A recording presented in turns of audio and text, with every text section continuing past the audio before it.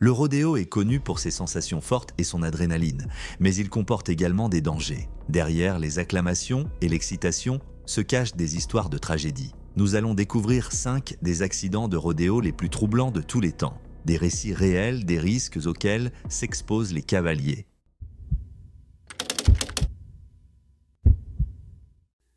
Nous sommes le 30 juillet 1989, lors des finales des Cheyenne Frontier Days. Lane Frost, une star du rodéo âgée de 25 ans, s'apprêtait à vivre son dernier tour de piste.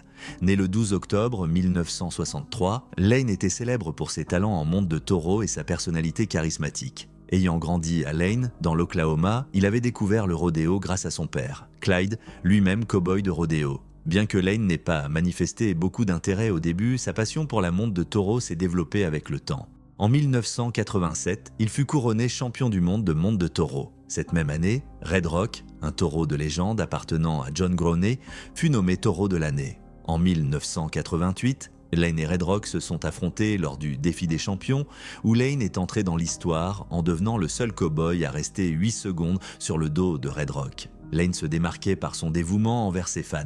Il était connu pour signer des autographes et accorder du temps à tous ceux qui s'intéressaient au rodéo. Flint Rasmussen, ancien clown de rodéo PBR, et John Growney, une figure notable de la communauté du rodéo, se souvenèrent de Lane comme d'un cow-boy très charismatique, dont la personnalité et le talent ont laissé une empreinte durable sur le sport. Ce jour de juillet 1989, Lane devait monter un taureau nommé Taking Care of Business.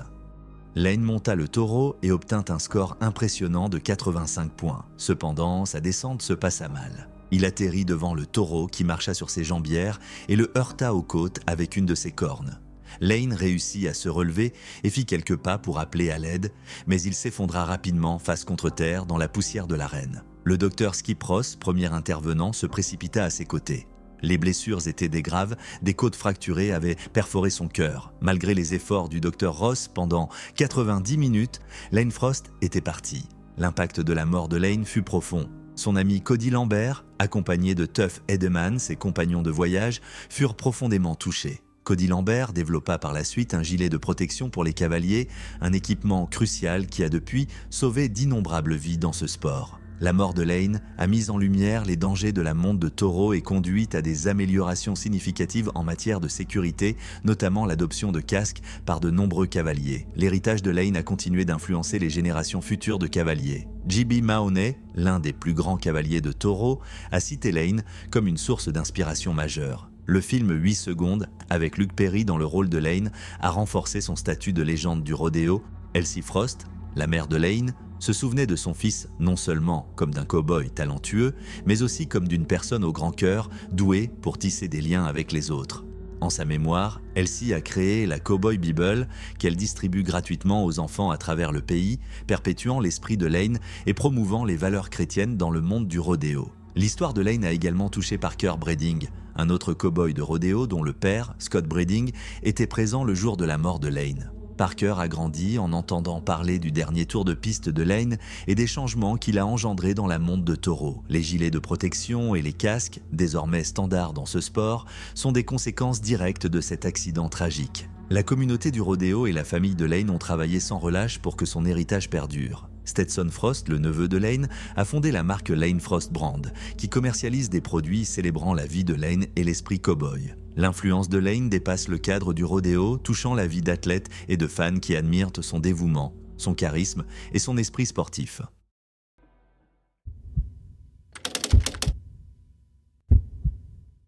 Nous sommes en 1995 à Las Vegas, dans le Nevada. Tuff Hedeman, un célèbre cavalier de taureau multichampion, se préparait pour un défi intense lors des finales mondiales de la Professional Bull Riders PBR au MGM Grand. Ce jour-là, Hedeman devait affronter Bodacius, un taureau réputé pour ses mouvements dangereux et imprévisibles. Ce qui allait se passer resterait gravé dans l'histoire du rodéo. Hedeman, de son vrai nom, Richard Neal Hedeman, mais connu de tous sous le surnom de Tuff, n'était pas étranger au risque de la monte de taureau. Il avait remporté 3 titres de champion du monde avec la Professional Rodeo Cowboys Association, PRCA, et était considéré comme l'un des meilleurs dans sa discipline. À 32 ans, il avait surmonté de nombreux défis.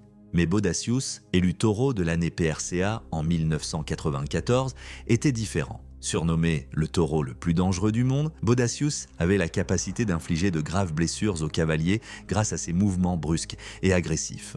L'arène était en effervescence. Edeman avait tiré Bodacius pour le tour final et tout le monde savait qu'un moment intense allait se produire. Alors qu'il se hissait sur le taureau, Edeman savait qu'il devait se pencher en avant pour éviter d'être projeté en arrière, mais cette fois-ci, les choses ont terriblement mal tourné. Dès l'ouverture de la porte, Bodacius s'élança hors du box. En quelques secondes, le taureau projeta violemment sa tête contre le visage de Edeman avec une force brutale. L'impact fut si violent que la foule poussa un cri de stupeur, craignant avoir assisté à un accident mortel. Edeman fut projeté au sol, le visage grièvement blessé. Malgré la douleur intense et le choc, Edeman réussit à sortir de l'arène en marchant. Plus tard, il raconta que l'adrénaline avait atténué la douleur dans un premier temps, mais l'ampleur des blessures se révéla lorsqu'il fut allongé sur une civière. Presque tous les os de son visage étaient fracturés. Ses pommettes étaient broyées et son nez était brisé. Edeman fut transporté d'urgence au centre médical universitaire, où les médecins crurent d'abord qu'il avait été victime d'un tir,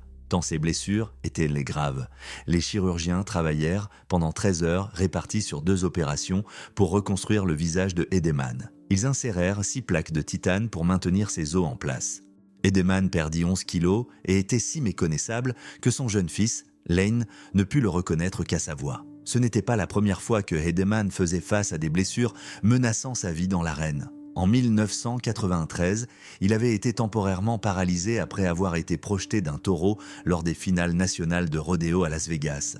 Cette blessure l'avait tenu éloigné de la compétition pendant toute la saison 1994, mais en 1995, Edeman avait réussi à retrouver son niveau d'excellence, se classant 3e au classement mondial de la monte de taureau. Même après l'horrible accident avec Bodacius, la détermination de Edeman ne faiblit pas. 6 semaines après son opération, il retourna à Las Vegas pour participer au finales nationales de rodéo. Contre toute attente, il réussit à rester sur 5 des 10 taureaux qu'il affronta. Un exploit remarquable compte tenu de ses blessures récentes. Mais lorsqu'il dut affronter à nouveau Bodacius lors du 5e tour, il prit une décision surprenante. Edeman choisit de ne pas monter. Quand la porte s'ouvrit et que Bodacius jaillit dans l'arène, la foule retint son souffle. Tandis que le taureau traversait l'arène, le public applaudit non seulement l'animal, mais aussi le courage et la décision de Edeman. Des années plus tard, Edeman se remémora ce moment en déclarant « Tout ce que je dirais, c'est que je suis encore là. » Et lui non. Bodacius fut retiré des compétitions en 1995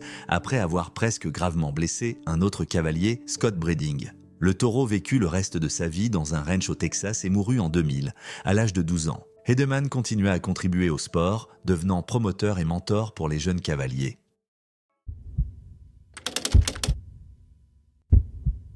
Le 24 mars 2000, à Albuquerque, au Nouveau-Mexique, Glenn Keeley, un cavalier de taureau canadien de 30 ans originaire de l'Alberta, participait à la série Bud Light Cup de la Professional Bull Riders, PBR. Glenn était à son apogée. Il occupait la 9e place mondiale au classement par points et la 6e par les gains de la saison. Ce soir-là, il se préparait pour un autre défi, dans l'espoir de grimper encore dans les classements. Glenn devait monter un taureau nommé Promised Land, un animal puissant élu, taureau de l'année de la PBR en 1999. Pesant presque autant qu'une petite voiture, Promised Land était célèbre pour sa force incroyable et ses mouvements imprévisibles. La foule suivait avec impatience alors que Glenn se préparait pour le défi. L'atmosphère était électrique. En monte de taureau, le but est de rester sur l'animal pendant 8 secondes malgré ses ruades et coups de pied violents. Fort de plus d'une décennie d'expérience, Glenn était confiant. Quand le buzzer retentit, Promised Land bondit hors du box, ruant furieusement. Glenn tint aussi longtemps qu'il le pouvait, mais il fut rapidement désarçonné. La chute fut rude, et avant que Glenn ne puisse se relever, les pattes arrière du taureau s'écrasèrent violemment sur sa poitrine. Le choc fut brutal, mais Glenn parvint à sortir de l'arène avec l'aide de l'équipe médicale. Il refusa même l'utilisation d'une civière, plaisantant avec le personnel en chemin. Pour les spectateurs, il semblait qu'il allait s'en sortir. Cependant, en arrivant à l'hôpital de l'Université du Nouveau-Mexique, la gravité de ses blessures devint évidente. Glenn avait subi des blessures internes majeures, dont une lacération du foie. Malgré une intervention chirurgicale d'urgence, Glenn Keeley succomba à ses blessures avant 22 heures ce soir-là. La nouvelle de sa mort bouleversa la communauté de la monte de taureau. Son collègue cavalier, Greg Whitlow, décrivit cette perte comme un coup dur. « C'est une journée triste pour nous tous. Il était au sommet et profitait de chaque instant. » La mort de Glenn fut la première tragédie médiatisée en Amérique du Nord dans ce sport depuis 6 ans, laissant une empreinte durable sur le rodéo. La famille de Glenn connaissait les risques de ce sport. Son frère Jason avait lui-même été grièvement blessé par un taureau des années auparavant, tombant dans le coma pendant 2 semaines. Malgré cela, la passion de Glenn pour la monte de taureau ne faiblit jamais. Il aimait ce sport depuis son enfance et avait décidé de continuer au moins une année de plus. Cody Snyder, un ancien cavalier devenu commentateur, comparait l'adrénaline de monter un taureau à celle de marquer un but dans la Ligue nationale de hockey, décrivant cela comme un frisson ultime. Cet amour du rodéo, partagé par beaucoup, était indissociable des risques omniprésents. Le lendemain de la mort de Glenn, la compétition reprit, mais elle fut marquée par le deuil. Les cow-boys portèrent des autocollants commémoratifs sur leurs gilets en son honneur et une conférence de presse fut tenue pour aborder cette tragédie. Le docteur Tandy Freeman, qui avait soigné Glenn, expliqua que ses signes vitaux étaient restés stables jusqu'à ce que les chirurgiens découvrent l'ampleur de ses blessures internes. Glenn était essentiellement mort d'une hémorragie avant qu'il ne puisse le sauver. Lors des finales mondiales de la PBR en 2000, un hommage fut rendu à Glenn Keeley. Il occupait alors la 9e place du classement, ayant gagné près de 34 000 $ cette saison. Son héritage fut honoré par la création de l'événement commémoratif Glenn Keeley Memorial Bull Riding et d'un fonds de bourse d'études portant son nom. À ce jour, un cow-boy canadien reçoit chaque année le Glenn Keeley Award lors des finales mondiales de la PBR, perpétuant sa mémoire. Les funérailles de Glenn Keeley réunirent plus de 1500 personnes, dont de nombreux cow-boys et fans venus du monde entier. Il fut rappelé comme un homme talentueux et humble, mort en faisant ce qu'il aimait. Bien que la douleur de sa perte ait été immense, l'impact de Glenn sur la communauté du rodéo et sur ceux qui l'ont connu se fait encore ressentir aujourd'hui.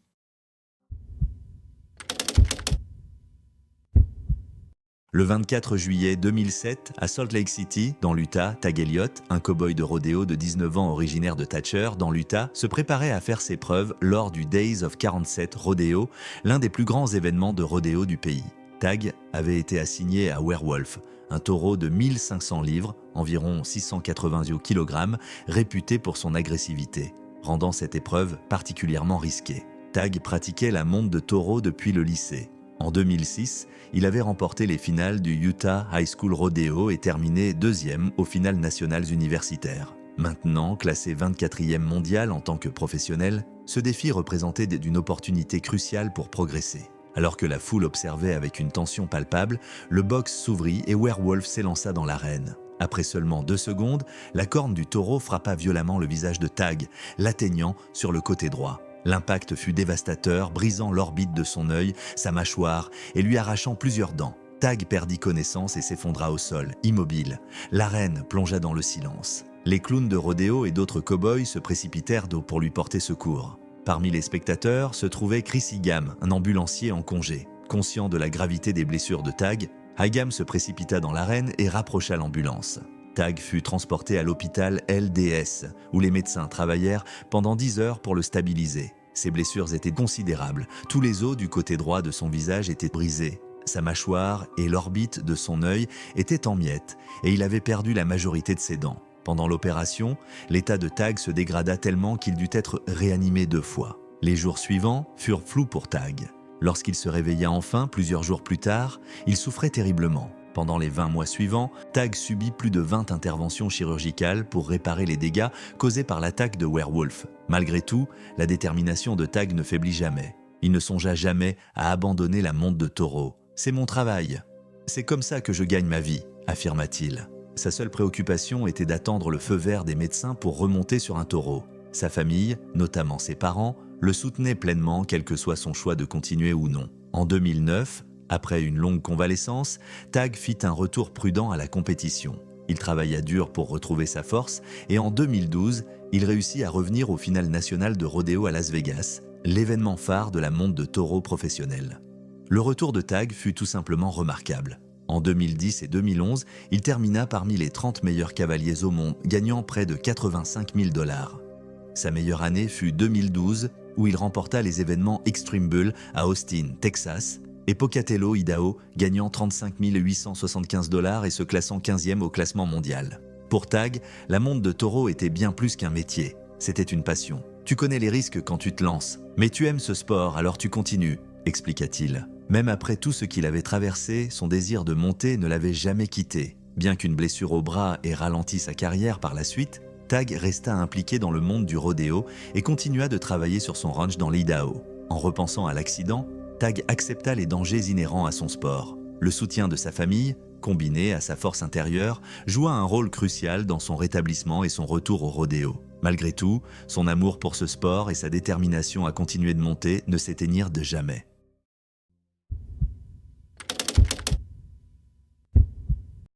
Le 6 septembre 2023, à Lewiston, dans l'Idaho, J.B. Mauney, un champion du monde de rodéo, à 2 reprises âgé de 36 ans, se préparait pour un nouveau défi. Connu pour son style intrépide et son talent exceptionnel, Mauney était devenu l'un des cavaliers de taureau les plus respectés de son époque. Mais ce jour allait marquer un tournant majeur dans sa carrière. Mauney participait à un événement de la PRCA Pro Rodeo, une scène où il avait connu autant de victoires que de revers. Le taureau qu'il devait affronter, Arctic Assassin, était réputé pour son agressivité. Tandis que Mauney s'installait sur le dos de l'animal, la foule retenait son souffle s'attendant à une nouvelle performance spectaculaire du cavalier chevronné. Le box s'ouvrit et Arctic Assassin bondit avec une force incroyable. Fidèle à lui-même, Mauney s'accrocha avec habileté et détermination.